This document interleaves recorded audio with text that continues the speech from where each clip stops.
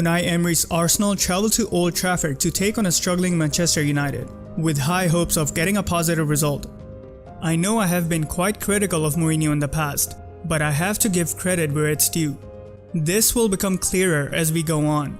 United were the better team for the most part in the first half, and had the upper hand early in the second half as well. That's all thanks to Mourinho's tactics, something that United fans have been struggling to hear more of this season, and rightly so. I'll go over why United had the upper hand over Arsenal, and then how Unai Emery brought Arsenal back into the game thanks to his tactics, which could have won him the game later in the second half. But before I get into the video, I'd like to thank Squarespace for supporting this channel. Whether you need a domain, website, or online store, make it with Squarespace. Unai Emery has revitalized Arsenal after taking responsibility over from Wenger, and was sitting just 5 points off the second place and 1 point off the third place before this match, so he's still very much in contention for top 4. Meanwhile, Mourinho has been struggling quite a lot this season, as Manchester United find themselves sitting 8th on the table, with 8 points between them and the 4th position before this match. Although, contrary to Mourinho's recent performances where United have been very poor, for example against City they were totally outclassed by Pep Guardiola's tactical masterclass, and even against a struggling Southampton they could only manage to get a point. Mourinho actually did well in this match. Before I get into that, let's take a look at how Arsenal lined up. Unai Emery switched to 5 at the back against Bournemouth in preparation for Tottenham and Manchester United, who they faced in quick succession in the Premier League following Bournemouth. In this match, Unai Emery was missing Xhaka due to suspension, so he decided to go with Guendouzi alongside Torreira. Mourinho, on the other hand, prepared for Arsenal by switching to 5 at the back versus Southampton, right before they met Arsenal. But United have been going through an injury crisis at the moment. Sanchez was out due to an injury, while Lukaku could only make the bench after he was a doubt for this match. Lukaku's absence might have been a blessing in disguise. Not for Mourinho of course, but for all fans in general, including United fans. I will further expand on that when discussing United's offensive game plan later in this video. Mourinho has been short on defenders as well, and so in this match, after making his debut just a week prior, Dalot was handed his first start and played as a right wing back, while Darmian, a right back, started as a left wing back, with the 3 centre backs recovering in time to make it into the starting 11. As opposed to what it looks like on paper, Mourinho actually had Lingard playing in behind Rashford and Martial, who were the 2 forwards. That was done for both defensive and offensive reasons. Let's go over United's defensive game plan first, as that was Mourinho's top priority, which will become clearer as we go on. The main reason was to have him mark the deep-lying midfielder, which freed up Matic and Herrera to mark other players in the midfield, instead of getting dragged up constantly, leaving huge gaps in process. The deep-lying midfielder was Torreira more often than not, and with him being the more experienced player than Guendouzi, while being a regular in Unai Emery's plans since the start, it was obvious that Arsenal would rely on him frequently to assist during the build-up. So Lingard was tasked to stay tight with him whenever he tried to get involved in the play. As this left Guendouzi wide open, Herrera was allowed to come up to not allow the young Frenchman enough time and space to pick out a player in a good position, severely impacting Arsenal's build-up play. That allowed Matic the freedom to stay with anyone who dropped into the midfield looking to help in the build-up. With the midfield taken care of, Mourinho had his wingbacks go high up and stayed tied with Arsenal's wingbacks, effectively taking them out of the play. The forwards were tasked not to press the centre back, Socrates, or the goalkeeper. United's intention for not pressing those players was to have Arsenal play it out to either Mustafi or Holding, who were the left and right centre back respectively. That was because Arsenal centre backs on either side made sure to stay wide on the wings, so they had plenty of space in front of them. As soon as a pass was made to a centre back out wide, United's ball near forward would rush to close down the centre back, forcing him to make a quick decision, which usually resulted in Arsenal playing it safe. On occasions, the forward pressed at an angle that blocked any other option for the centre back but to go forward into the space, which resulted in Arsenal giving the ball away more often than not. So basically, Arsenal could play it safe but stay in their defensive third, as United had every Arsenal player upfield covered. Or try to make something happen but get trapped on one side in process, which would result in going for a risky pass, giving United a pretty good chance to recover the ball. In case Arsenal got through United's first wave of pressure and attempted to take advantage of United's midfielders getting caught on one side, the centre-back stepped up to take care of the problem before it became a threat. As you can see, United were very aggressive when defending, and played with a lot of intensity to make sure Arsenal stay as far away as possible from their defensive third. All this allowed United to have majority of the possession in the first half, which is quite impressive considering Mourinho never really has a huge share of possession, even when playing against lower ranked teams. It did shift into Arsenal's favor later in the match, but this should still give you an idea of how different Mourinho's approach was. Having said that, Mourinho was more or less forced to change his approach, which actually ends up working in his favor in my opinion. In an ideal world, Mourinho would choose Lukaku to be his center forward, which means United would be going long, hoping Lukaku's aerial presence can help create opportunities. But Lukaku not ready in time meant that Mourinho had to look elsewhere and change his offensive tactics, which, as I mentioned before, might have been a blessing in disguise. Not for Mourinho of course, but for everyone else. The reason why I say that is because of the way Mourinho plays Lukaku. The center forward stays right by the defensive line. Since Mourinho had to go with Rashford and Martial, neither of whom are good in the air, he had them play between the lines. Rashford and Martial are better than Lukaku in tight situations, so this makes it easier for Mourinho to play them between the lines.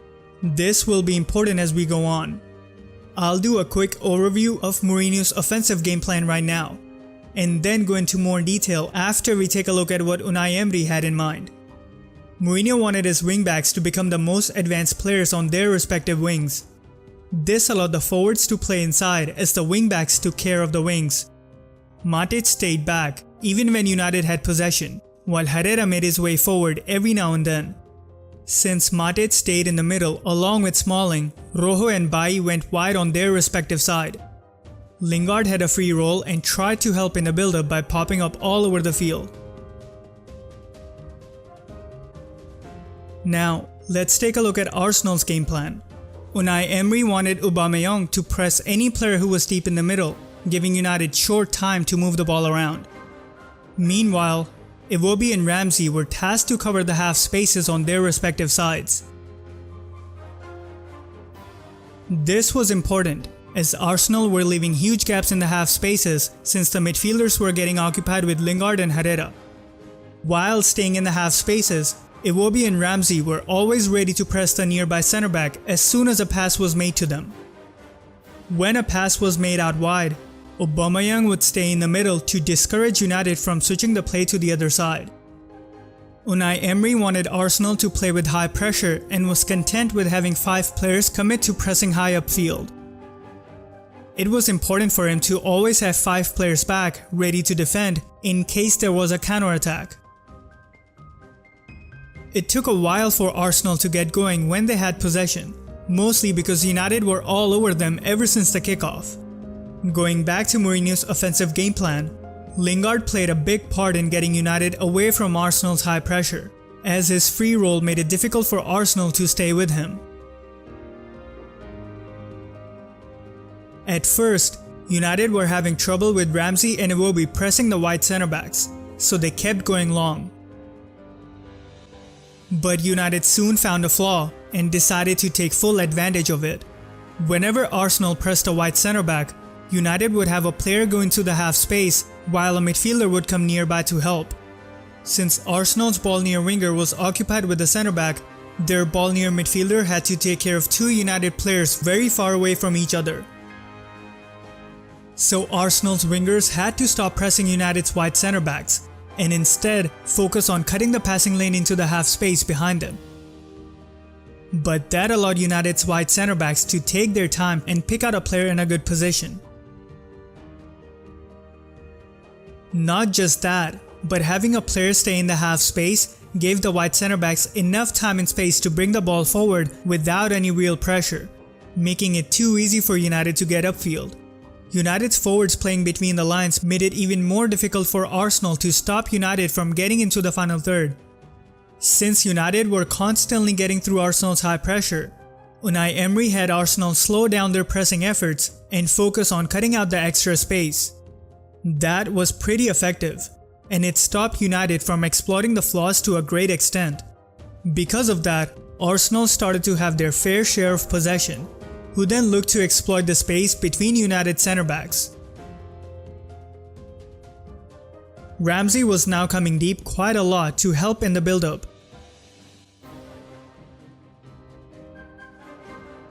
Iwobi and Ramsey were allowed to roam freely, while Aubameyang was given the freedom to drop deep every now and then to help in the build-up. Iwobi was mostly staying upfield while Ramsey was deep and tried to find gaps left open by United. Around the 20th minute, Arsenal were able to get an indication of Dalo's defensive shortcomings by having Kolasinac attack down the left wing.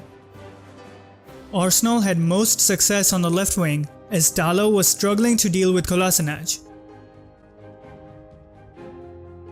This was causing United a lot of trouble as Arsenal were able to get 2 good crosses into the box within a span of 15 seconds as a result of Dalo not doing a convincing job on the wing. Kolasinac exploiting space behind Dalo was the best way Arsenal were able to get into good positions. This is what results from that corner in the 26th minute as De Gea's blunder gave Arsenal the lead after the goal decision system ruled that the ball crossed the line.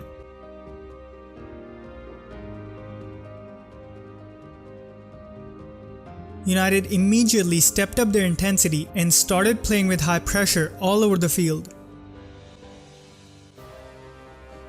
This made it difficult for Arsenal to hold on to the ball for a long time, resulting in United having extended periods of possession. Herrera was now staying up even more than before and helped overload the ball near side as United were in search for the equalizer. The movement by United's forwards was great as they kept on disrupting Arsenal's shape, creating gaps for the advanced players.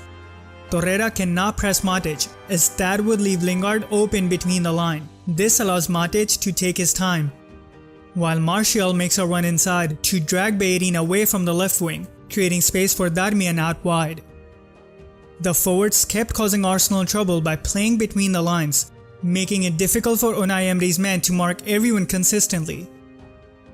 United were in total control as they kept getting into advanced positions.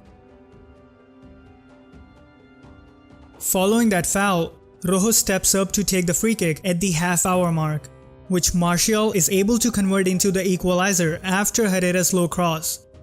Herrera might have been just offside, but since there's no VAR in place for this season, the goal stood with no objection. Holding picked up an injury, so Lichtsteiner replaced him in the 36th minute. United's intensity did not end with that goal as they kept on attacking, looking for more. The first half ended with both sides level on goals, but the momentum was definitely on United's side. Mkhitaryan came on for Ramsey as he seemed to have picked up a knock late in the first half. Unai Emery tasked Iwobi to stay by the left wing to try and exploit Dalo's apparent defensive shortcomings. So Mourinho tasked Bailly to go wide and stay near Dalo to provide him some support with Herrera coming nearby. Since Bailly going wide created a huge gap between him and the centre-back, Matic came deep to fill in the hole. Apart from that, nothing much changed from the first half as United continued to attack, looking for the second goal. United seemed to have picked up right where they left off going into the break.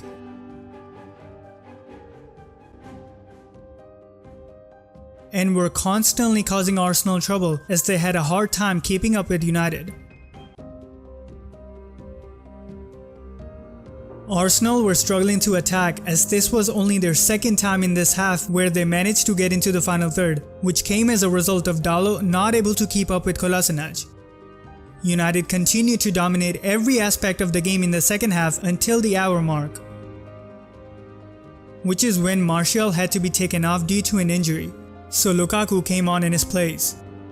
Arsenal also decided to change things up by replacing Iwobi with Lacazette. This change meant that Aubameyang took on Iwobi's role while Lacazette became the centre forward. Right after the substitutions, United reverted back to going long to Lukaku, hoping for him to bring it down and create chances. In the 68th minute, Rojo decides to spice things up as he gives Arsenal a great opportunity to take the lead. And to finish it off, he goes down to tackle, but ends up poking it in his own goal. I'm sure United were feeling hard done by that goal. So when United go long right from the kickoff, Kolasinac decides to return the favor by creating a perfect pass for Lingard, which Lingard is more than happy to score from, equalizing the score about a minute after Arsenal took the lead. Two silly mistakes from either team resulted in two bizarre goals. Arsenal seemed fired up after conceding that goal, as they started pushing a lot of players forward while trying to exploit Dalot's flaws, and could have scored immediately after conceding if it wasn't for a De Gea save. Arsenal continued to target Dalot, and not even 20 seconds after they forced a De Gea save, Arsenal get in behind Dalot as he was preoccupied with Aubameyang. That play results in Kolasinac crossing to Mkhitaryan, who misses the goal from point-blank range. He should be doing better from that distance. In the 72nd minute, Mourinho decides to change things up by replacing Rojo with Fellaini. This change meant that United switched to 4-3-3. Mourinho successfully shifted the balance back into United's favor as United now had enough players in the midfield to keep Arsenal away from the final third. United continued to look for the winning goal, whichever way was possible, while Arsenal were doing the same, looking for any way to take the lead. United were getting into advanced positions quite a lot now, as Arsenal were leaving lots of space when they were upfield. In the 75th minute, Pogba came on for Lingard, signaling Mourinho was still after the winning goal.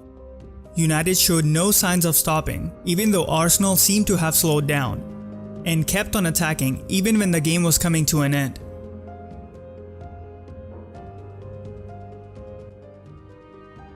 Arsenal had a great chance to take the lead in the last minute.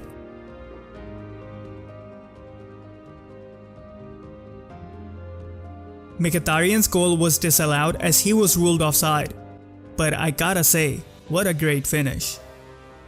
The match ended with both sides level on 2 goals. I'm sure both managers won't be too disappointed with the result, as there were a few instances where the game could have gotten away from either teams. Do me a favor and go give Squarespace a try. You'll be amazed by the all-in-one platform they offer, making it very easy for you to convert all your ideas into reality without having to learn any aspect of web designing. The huge variety of beautiful templates will help you create a strong online identity. The award-winning 24/7 customer support will always be there to take care of all of your needs. Head over to squarespace.com/tacticalanalysis for a free trial and confirm everything I said for yourself. And whenever you feel like you're ready to launch, save 10% off your first purchase. Overall, I think this was an entertaining game to watch, even though it was low on quality on occasions. I'm impressed by Mourinho's tactics, as he had the upper hand for the most part and survived the storm that Arsenal is during the second half. I say that because Arsenal have scored about 75% of their goals in the second half, and you won't be too wrong if you call them a second half team. Unai Emery definitely has a positive effect on Arsenal ever since he came on, and he will only get better in my opinion, so I'm excited to see what the future holds for him. Mourinho, on the other hand, needs to find a balance between being too conservative and being offensive. He showed in this match that he doesn't need to rely on height advantage to get into the final third. I hope he's able to be more open about his tactics and not play with a style that doesn't suit most of the United players. Let me know if you agree or disagree with anything I said. Also, let me know any thoughts you have on this match down in the comments below. If you like what I do and want me to do this full time, check out my Patreon page through the link in description or the card on top right. I really appreciate the support. Follow me on Twitter, Instagram, and Facebook. All links can be found in description. Thank you to Field J and EJ, Yitzhak Goretsky, Gary Bartlett, Alberto, Anthony, Hamilton Howard Nodine, Lucky Sengoku-san, and more for supporting this channel on Patreon.